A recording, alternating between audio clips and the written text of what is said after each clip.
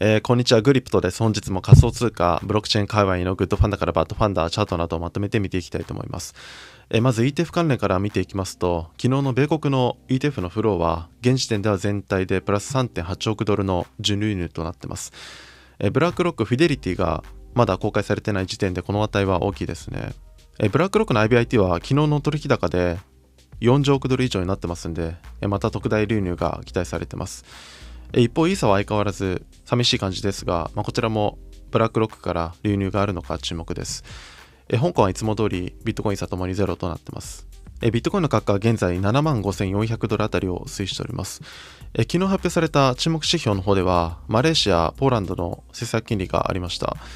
こちらは事前予想通りの据え置きとなってまして、そこまで市場にも影響なかったと見られていると思いますけども、昨日は何といっても米大統領選でトランプ候補が勝利したことが大きな影響を及ぼしてますね。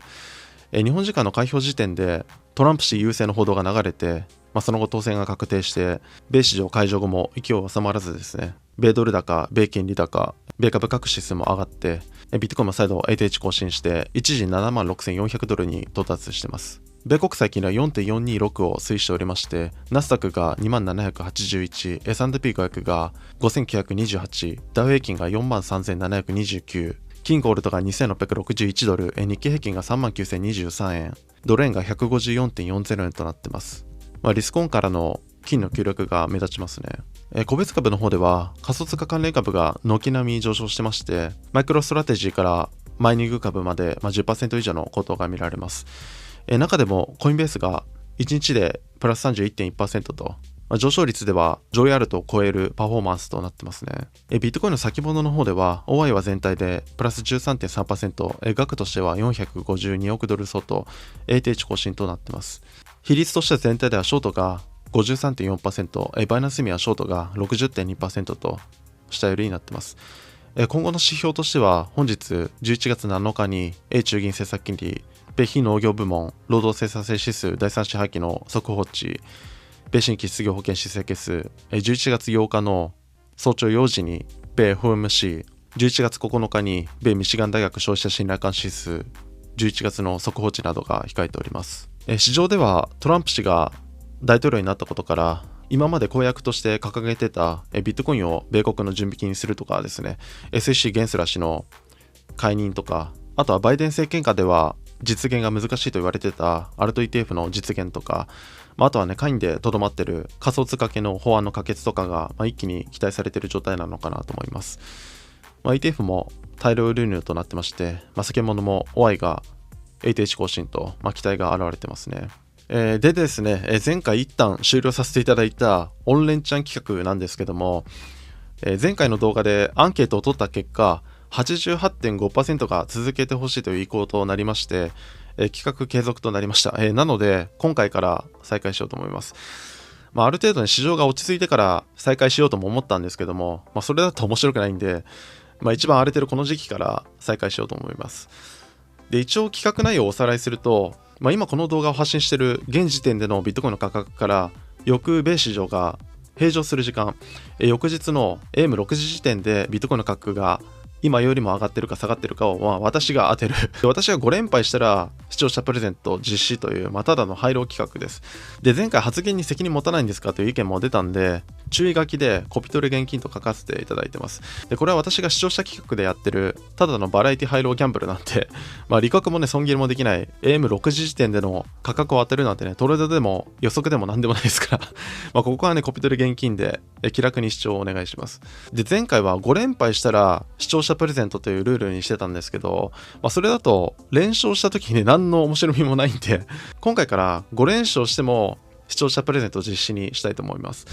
なので、5連勝か5連敗したら視聴者プレゼントをですね、今回からそのルールでいきたいと思います。でですね、前回当てたので、1回リセットをですね、ここから5連勝か5連敗したら視聴者プレゼントです。まず明日11月8日 AM6 時までのポイントをざっくりまとめると、まずトランプ大統領誕生2日目の米市場開場を迎えることをですね、1日目は事実売りにかつ大量流入となりましたけども、2日目どうなるか、そして指標では中銀政策金利 FOMC が控えていることですね。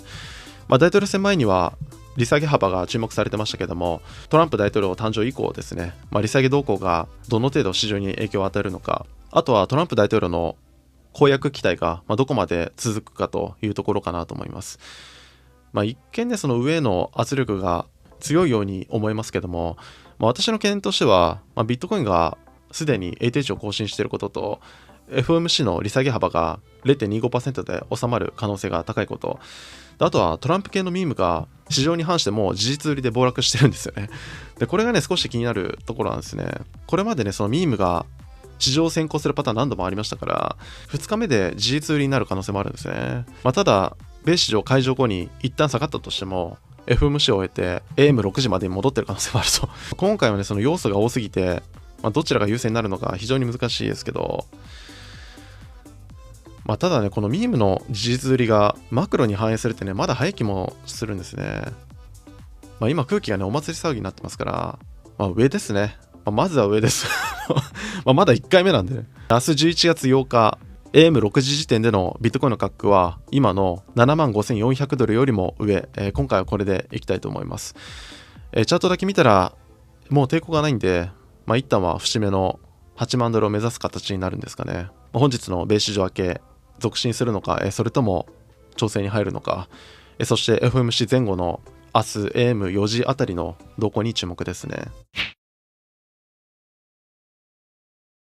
あとはイーサーですね。イーサーの価格が現在2770ドル、BTC 建ては 0.0367 と、